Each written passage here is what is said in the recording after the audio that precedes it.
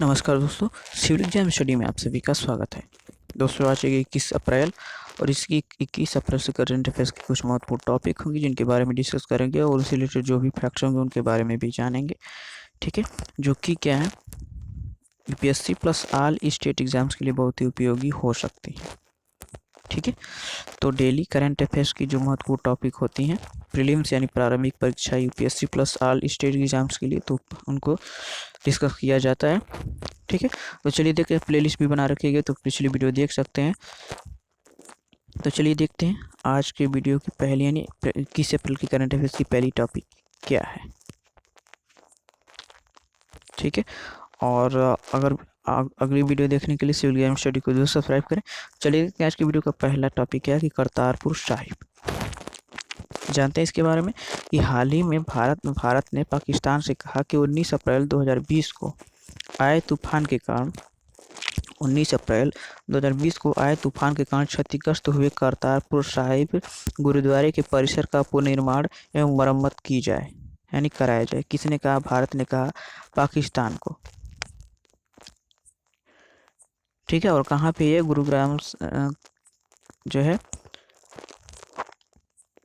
करतारपुर साहिब कहाँ पे है? तो पाकिस्तान में है, जो कि सिखों का एक क्या है, धर्म स्थल है। तो देखते हैं इसके बारे में। करतारपुर साहिब जो सिख धर्म के संस्थापक गुरु नानक देव की 550वीं जयंती से जुड़े वर्ष भर के उत्सवों से संबंधित है और पिछले कुछ महीनों में भारत एवं पाकिस्तान के बीच हुए करतारपुर गलियारे का संचालन शुरू करने के बाद यह पाकिस्तान में सिख तीर्थ यात्रा का एक प्रमुख केंद्र बन गया है। यानी क्या हुआ कि यह कुछ दिन पहले ही क्या हुआ कि भारत और पाकिस्तान के बीच समझौते के तौर पे यानी बातचीत करने के बाद क्या हुआ है कि गुरुद्वारे को खोल दिया गया सिखों के लिए, जो कि काफ़ी इस समय वहाँ पे यात्राएं की जा रही हैं। किसके द्वारा तीर्थ यात्रा की जा रही है? किसके द्वारा? सिखों द्वारा। ठीक है, तो ऐतिहासिक करतारपुर साहिब गुरुद्वारा पाकिस्तान के नारोवाल जिले में रावी नदी के तट पर स्थित है। पाकिस्तान के कौन सा जिला है? नारोवाल जिला, जो कि रावी नदी के तट पर स्थित है। यहाँ पे सिख धर्म के संस्थापक गुरु नानक देव ने अपने जीवन के अंतिम 18 वर्ष बिताए थे। यहीं पे क्या किए थे? गुरु नानक देव जो थे सिख धर्म के संस्थापक थे, वो क्या किए थे? करतारपुर साहिब में ही क्या किए थे? अपने 18 वर्ष के अंतिम दिनों को बिताए थे, जो कि कहाँ पे स्थित है? पाकिस्तान के नारोवाल जिले में रावी नदी के तट पे स्थित है। अब देखते हैं रावी नदी के बारे में। तो रावी नदी हिमाचल प्रदेश के कांगड़ा जिले में रोहतांग दर्रे से निकलती है। रावी नदी कहाँ से निकलती है? हिमाचल प्रदेश का जो उत्तर यानी भारत का राज्य जिला यानी राज्य हिमाचल प्रदेश, वहाँ पे कांगड़ा जिले के जो है रोहतांग दर्रा, वहीं से क्या करती है? रावी नदी निकलती है। यह नदी भारत के हिमाचल प्रदेश और जम्मू और कश्मीर से होती हुई क्या करती है? पाकिस्तान में प्रवेश करती है। यह नदी पाकिस्तान के झांग जिले में यह नदी क्या है? पाकिस्तान के झांग जिले में चेनाब नदी में मिल जाती है। पाकिस्तान का कौन सा जिला है? झांग जिला है, जहाँ पे क्या होता है? यह नदी मिल जाती है चेनाब नदी में, जहाँ इस पर थीन बांध बना हुआ है। क्या बना है? इसी पर थीन बांध बना हुआ है।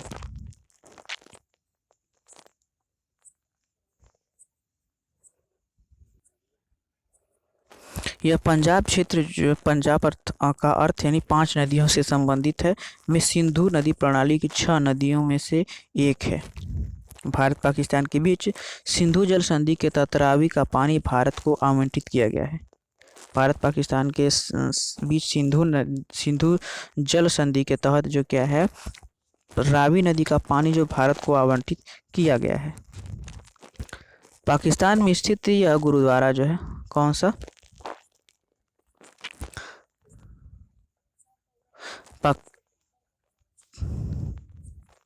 पाकिस्तान में स्थित यह गुरुद्वारा जो है भारत पाकिस्तान सीमा से लगभग 3 से 4 किलोमीटर दूर स्थित है और पाकिस्तान के लाहौर से लगभग 120 किलोमीटर दूर उत्तर पूर्व में स्थित है। यह क्या है?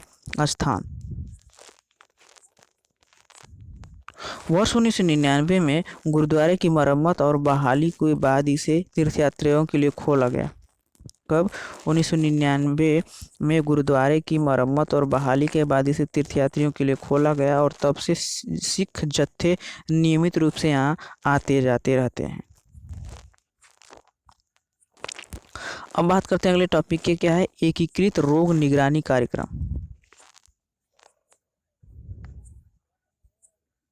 ठीक है, एकीकृत रोग निगरानी कार्यक्रम।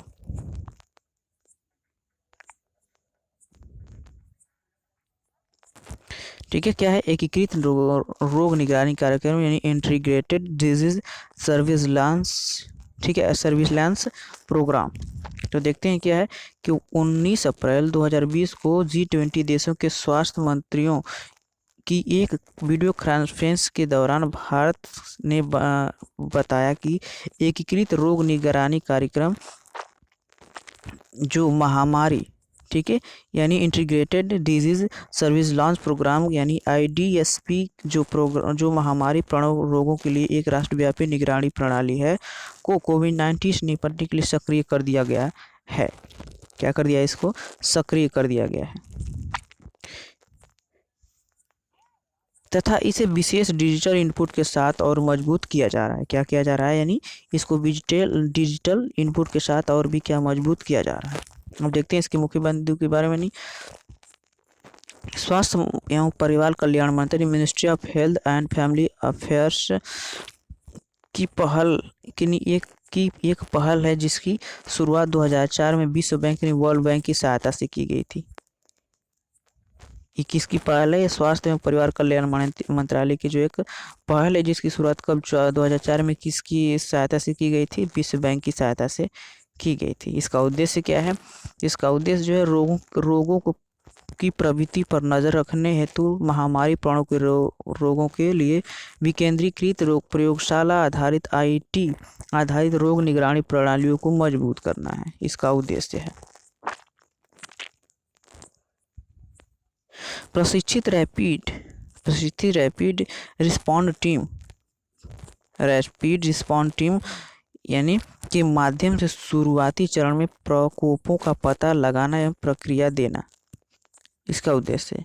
कार्यक्रम के घटक जो हैं तो केंद्र राज्य एवं जिला स्तर पर निगरानी इकाइयों की स्थापना, केंद्र राज्य जिला पर निगरानी इकाइयों की स्थापना के माध्यम से निगरानी गतिविधियों का एकीकरण एवं विकेंद्रीकरण करना है।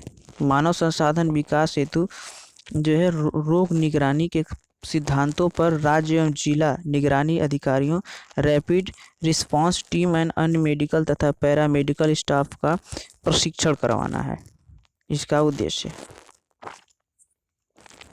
डेटा के संग्रह, एकत्रीकरण, संकलन, विश्लेषण और प्रसारण के लिए सूचना और संचार तकनीकी का उपयोग करना है। सार्वजनिक स्वास्थ्य प्रयोगशालाओं को मजबूत करना है।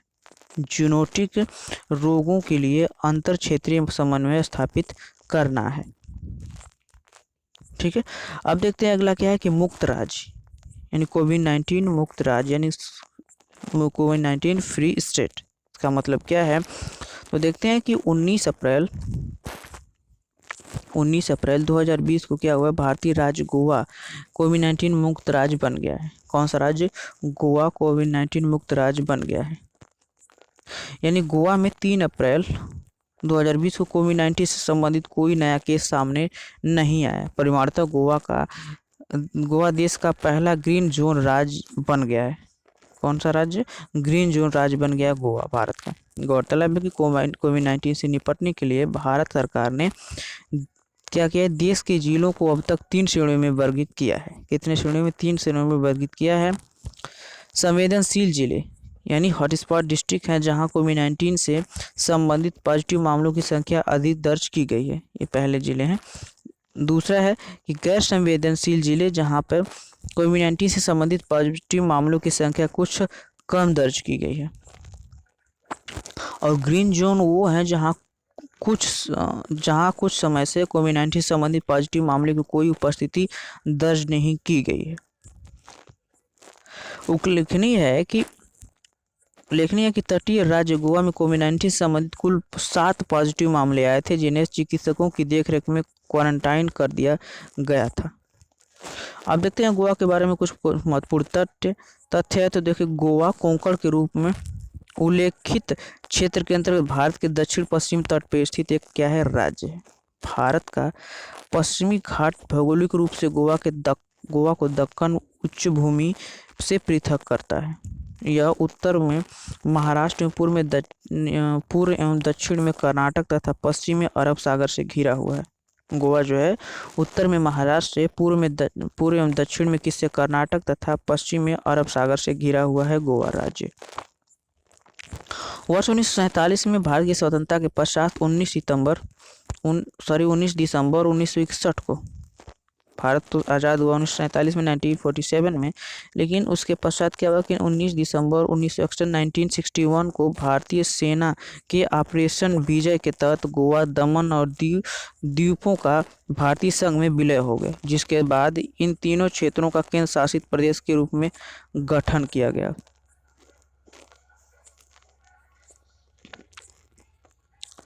अब 3 मई 1987 को केंद्र शासित प्रदेश का विभाजन हुआ और गोवा को भारत का 25वां राज्य बनाया गया। 30 मई 1987 को केंद्र शासित प्रदेश का विभाजन हुआ और उसमें क्या हुआ, गोवा को भारत का 25वां राज्य बनाया गया। इस राज्य की सबसे महत्वपूर्ण नदियाँ जुआरी, गोवा की महत्वपूर्ण नदियाँ कौन सी हैं, जुआरी, मंडोवी। जुआरी नदी के मुहाने पर मुर्मुगांव बंदरगाह दक्षिण एशिया में सबसे अच्छे प्राकृतिक बंदरगाहों में से क्या है, एक है।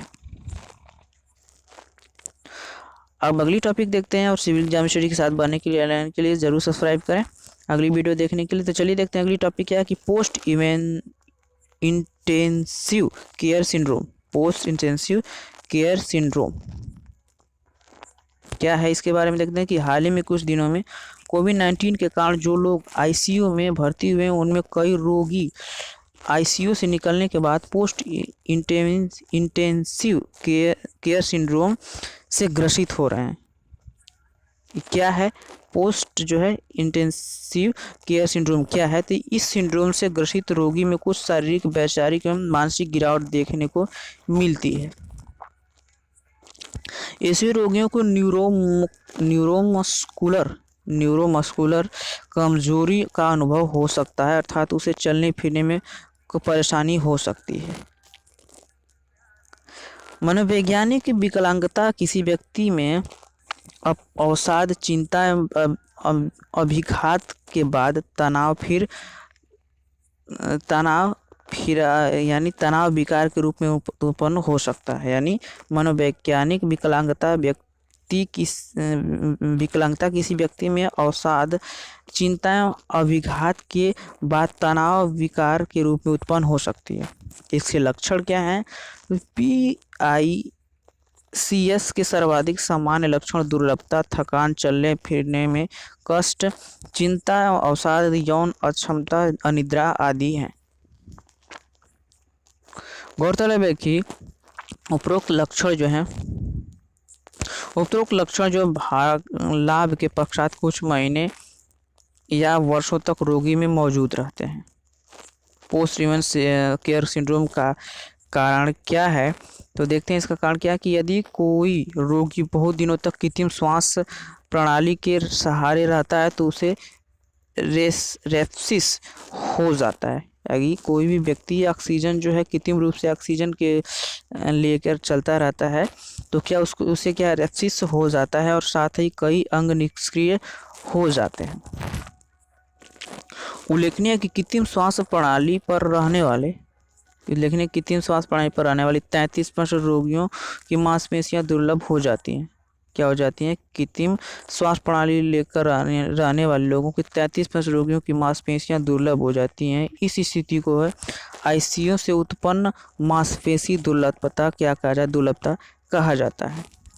ऐसे रोगियों में आधे को सेप्सिस हो जाता है। ऐसे रोगी में जो आधे को क्या हो जाता है, सेप्सिस हो जाता है और रोगी आईसीयू में कम से कम 1 सप्ताह तक रहते हैं और उनमें आधे रोगियों को ICU AW हो जाता है। ठीक है,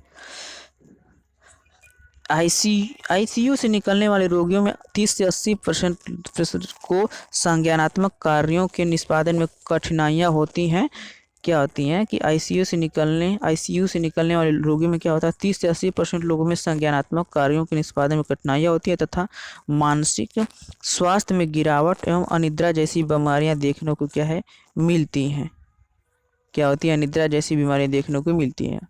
अब इसके बचाव की बात की जाए तो इसके बचाव के बारे में तो रोगी को बेहोश करके उस करने वाली औषधि की सीमित मात्रा दी जानी चाहिए और उसे शीघ्र ही चलने फिरने के लिए प्रोत्साहित करना चाहिए तथा तीव्र शारीरिक एवं व्यावसायिक उपचार देना चाहिए इसके बचाव के रूप में। जहाँ तक संभव हो रोगियों को दर्द और दवाओं की सबसे कम खुराक दी जानी चाहिए। उन्हें अवसाद, चिंता एवं PTSD के उपचार के साथ साथ फेफड़ों या हृदय पुनर्वास उपचार पर रखना चाहिए। क्या रखा जाना चाहिए। तो फ्रेंड्स इस वीडियो में हम लोग देख रहे थे करंट अफेयर्स की महत्वपूर्ण टॉपिक्स जो कि 21 अप्रैल के करंट अफेयर्स से रिलेटेड थी। किसे 21 अप्रैल से देख रहे थे करंट अफेयर्स की महत्वपूर्ण टॉपिक्स। तो सिविल एग्जाम स्टडी के साथ बने रहने के लिए जरूर सब्सक्राइब करें और डेली करंट अफेयर्स की वीडियो अपलोड की जाती है। साथ में प्रीवियस UPSC की प्रीवियस ईयर में आए प्रश्नों को भी हल करवाया जाता है, तो आप लोग उसको भी देख सकते हैं। तो चलिए फिर मिलते हैं अगली वीडियो, तब तक के लिए धन्यवाद, नमस्कार, गुड बाय।